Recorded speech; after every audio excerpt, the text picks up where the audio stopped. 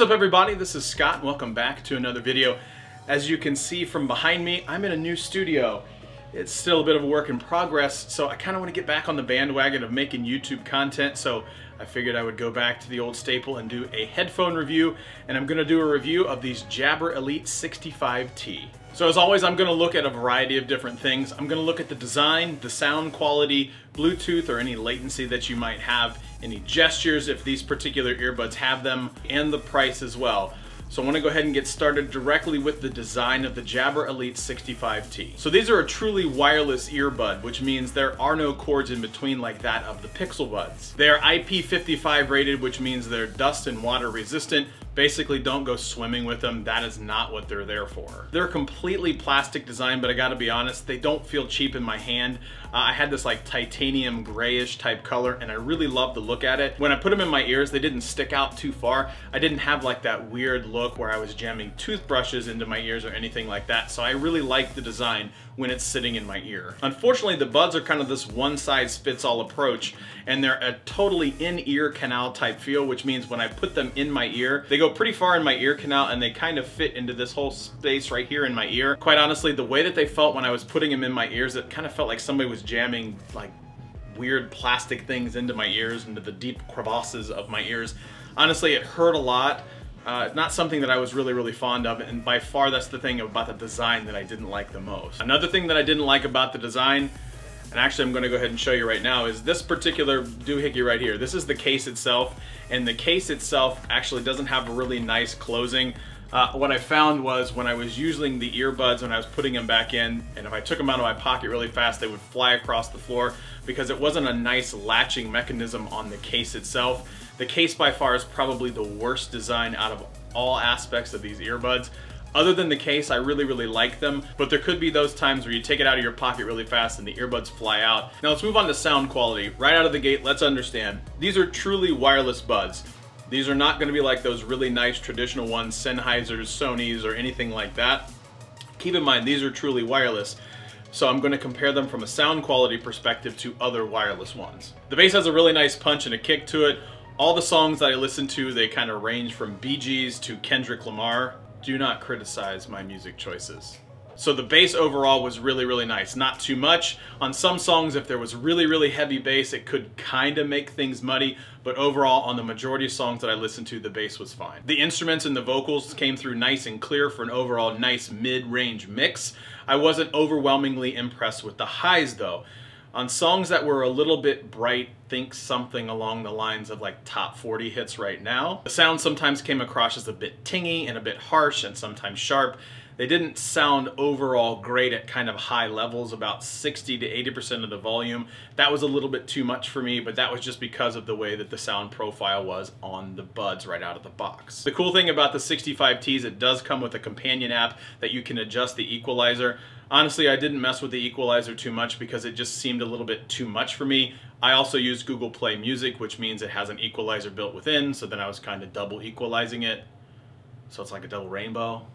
The 65Ts are sound isolating, not soundproof, but honestly, by the way they fit in your ear canals, you're gonna pretty much get as much isolation as you want. Again, with that companion app, you're going to find that you have this really cool option of a commute, or I basically want to be left alone for no one to ever talk to me again. So the commute option actually uses the 4 microphones, and more on that in a little bit, to bring the sound in from the outside world while letting you listen to the music as well. Honestly, the app was really nice when I wanted to mess around with kind of the sound profile or the sound in general.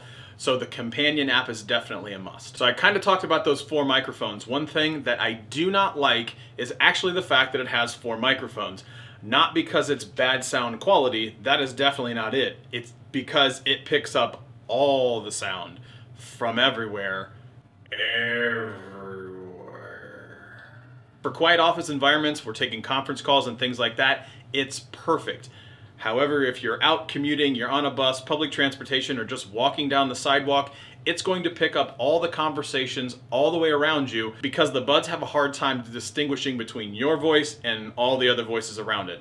The 4 microphones are a nice touch, but it just picks up too much sound, and I found people on the phone going, "What? Huh? What did you say? That seems really rude. Why are you riding a bus? I'm not riding a bus. What are you talking about? What are you doing?" Honestly, it was just kind of ungood in terms of all of the background noise pumping its way into my conference calls. I'm not really sure what word I just used there, because again, it really struggled with the separation between my voice and all the other background noise. I always touch on the Bluetooth as well when it comes to truly wireless buds, and the Bluetooth on these 65Ts are really, really great. I walked somewhere in the vicinity of between 30 and 40 feet, and I had no cutouts at all when I had the phone in my pocket, because I always had these paired to a Google Pixel 2 XL. When I had my pocket, on my body, in my bag, I never experienced any Bluetooth drops at all. Perfect Bluetooth.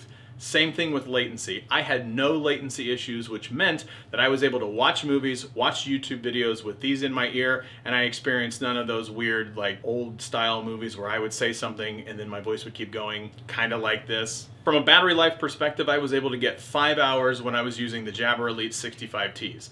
That's pretty much what they said you're going to get. The case itself has an additional 15 hours of charge, which means you basically get 3 uses of the buds before you actually have to go back and recharge via using a plug. So like I do in some of my other ones, I talk about gestures just really quick. I was not able to fully use the gestures on these buds, but it was because of a comfort factor.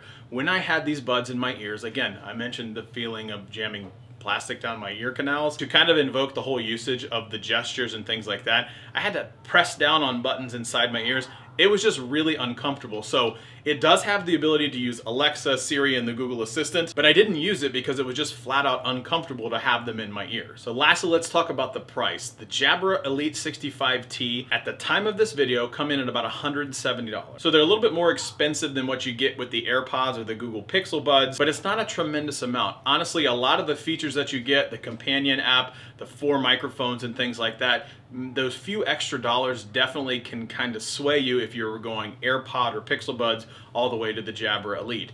Really, it comes down to, do you want to pay those couple extra bucks for a couple extra features that you get? It all depends on somewhat of the ecosystem that you live. So overall, would I recommend these?